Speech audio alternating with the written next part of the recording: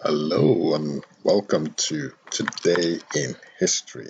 My name is Sotonye Afiasimama. So if you're visiting for the first time, welcome. If you're returning, welcome. Today is going to be packed with a lot of events that happened on this day, interesting events on this day.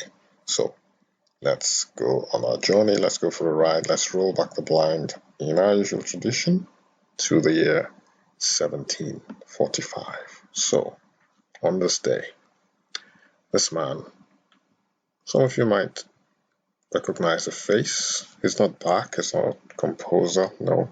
This is Jonathan Swift. He was an Anglo-Irish author who died on this day in 1745. He was also a clergyman, a satirist, essayist, political pamphleteer, first for the Whigs and then for the Tories. He was a poet who became Dean of St. Patrick's Cathedral, Dublin. Hence his common sobriquet, Dean Swift. Jonathan Swift is remembered for works such as A Tale of a Tub, published in 1704, An Argument Against Abolishing Christianity, published in 1712, Gulliver's Travels, his most famous work, published in 1726, and A Modest Proposal, which was published in 1729. He is regarded by the Encyclopædia Britannica as the foremost prose satirist in the English language, and is less well known for his poetry. He originally published all of his works under pseudonyms, such as Lemuel Gulliver, Isaac Bickerstaff, M.B. Drapier, or anonymously. He was a master of two styles of satire, the Horatian and Juvenalian styles. His deadpan ironic writing style, particularly in A Modest Proposal, has led to such satire being subsequently termed Swiftian. So this is Jonathan Swift, who died on this day in 1745. Let's move on. Nearly 4 decades later, now in the United States, and it's the Brits versus the Americans. So on this day, this was when Lord Cornwallis surrendered. He was from the United Kingdom, as you might have guessed, and this surrender took place in Yorktown, Virginia, handing a huge victory to American General George Washington, who, as you may all know, eventually became the first president of the United States. And this effectively ended the American Revolution and assured America's independence. So, 1781, surrender of Lord Cornwallis on this day. Let's move on to the year 1789, so 8 years later, and we're still in America. His name is John Jay, as you might have noticed from this picture, from this painting. He was one of the founding fathers of the United States. He was sworn in today in 1789 as the first Chief Justice of the U.S. Supreme Court. Also an abolitionist, negotiator, and signatory of the Treaty of Paris of 1783, he served as the second governor of New York as well, and the first Chief Justice, like I mentioned earlier, of the United States. He directed U.S. foreign policy for much of the 1780s and was an important leader of the Federalist Party after the ratification of the United States Constitution in 1788. Okay, John Jay, who on this day was sworn in as the first Chief Justice of the U.S. Supreme Court. Let's move on to the year 18 1859. This little known man, his name is Byrd Prillerman, was co-founder of West Virginia State College, and he was a boy of 9 when they moved to West Virginia. He was 12 years of age before he went to school. In 1872, he entered school in Charleston under Henry Clay Payne, a Hampton graduate. His rise from poverty and obscurity to a place of leadership and large usefulness as a citizen not only makes a fascinating story, but it is, in a way, typical of the progress of the race since emancipation. Mr. Prillerman was a native of the Old Dominion, having been born in Franklin County, Virginia, the youngest of a family of 17 children. Wow. His father, Franklin Prillerman, was a man of intelligence, energy, and initiative. On July the 24th, 1893, Professor Prillerman got married to Miss Mattie Eugenia Brown of West Virginia. She was educated at Wayland Seminary, Washington, D.C., and was an accomplished woman, entering heartily and sympathetically into the work of her husband. It's always nice when you have a partner supporting you 100%. They had 6 children, lost 2 in infancy. So this second picture is a lovely picture of his family. Obviously, father and mother, the top right hand corner of the picture, presumably first son to the left of the picture at the top, and then the other kids, the surviving children, in the lower step. So that's a Prillerman family in the 1800s, second half of the 1800s, if you like, or the 19th century.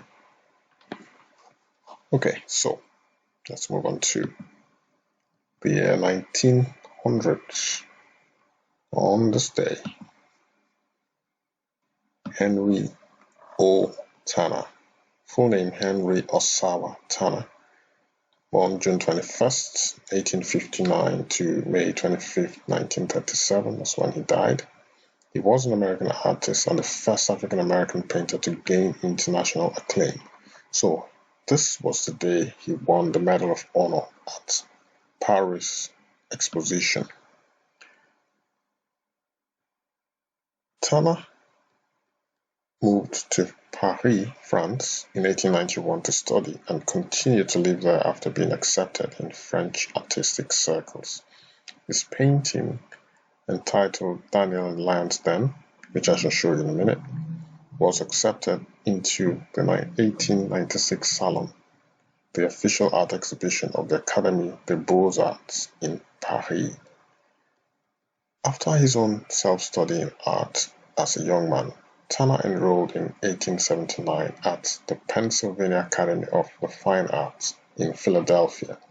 The only black student, he became a favorite of the painter Thomas Eakins, who had recently begun teaching there. Tanner made other connections among artists, including Robert Henri. In the late 1890s, he was sponsored for a trip to the Motzarifat of Jerusalem by Rodman Wanamaker, who was impressed by his paintings of biblical themes. So this I'll show you in a bit.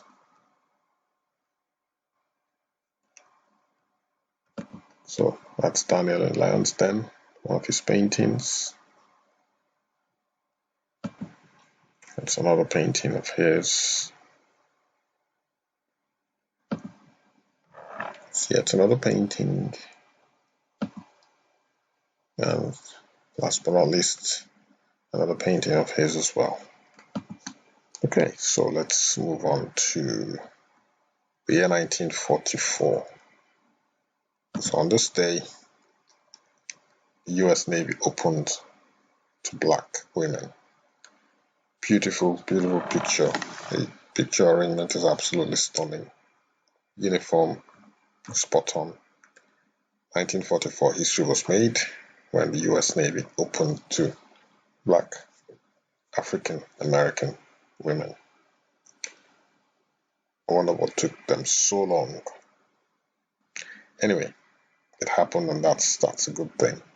1977, 33 years later, history was made as the Concorde, British Airways Concorde, the supersonic Concorde, made its first landing in New York City. The day was October 19th, the year was 1977. And this right here is proof. Let's move on to the year 1987, exactly 10 years later. It was mayhem in New York, mayhem around the world as the Dow Jones Industrial Average plummeted nearly 23%, the largest one-day percentage drop in the stock market's history. So, as you can see from this newspaper cutting, this was not a good day for the stock market, for the Dow Jones Industrial Average. Nearly 23% in one day. Okay, last but not least, we go back to a story which I talked about 2 days ago. This time, it's Mother Teresa being beatified by Pope John Paul II. She had won the Nobel Prize for Peace for her charity work 14 years, almost exactly 14 years prior to her beatification. So 2003, she was beatified by Pope John Paul II. So 24 years and not 14 years, correction there. So 1979 was her when she got the Nobel Peace Prize, and the beatification took place in 2003, so 14 years and 2 days later. On that note, guys, we shall end today's Today in History. Hopefully you've learned something. I have as well. History tends to repeat itself. I have learned that as well. The good people out there, the people who are contributing to improve our world, Mother Teresa was one of them. There are also things that we don't know about our world, the contributions especially of the so-called minorities, to society. I did mention the African-American artist who was accepted in Paris. There's no talk about him being racially looked down upon. He was accepted. Perhaps there are issues, but it's not mentioned anywhere. I think history challenges our assumptions of what we think, because someone is black in a white society, therefore is going to be racially abused. It's not always the case. Doesn't mean that racial abuse doesn't exist. History, I think, challenges our assumptions. This is one of the reasons why I have decided to start this channel, to challenge our assumptions of people of color, for instance, people who are not as privileged as you and I,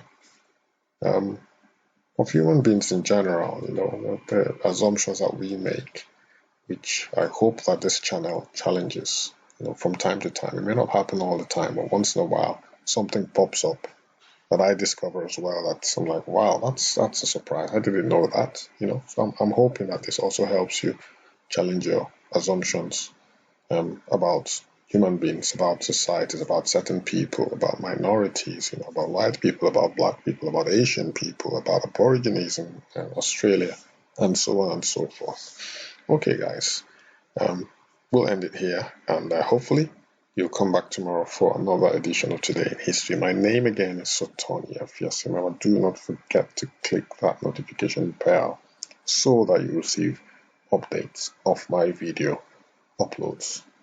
Do not forget to like this video as well if you do like it, and also share with your family and friends as well. Take care, stay safe, and I shall see you tomorrow.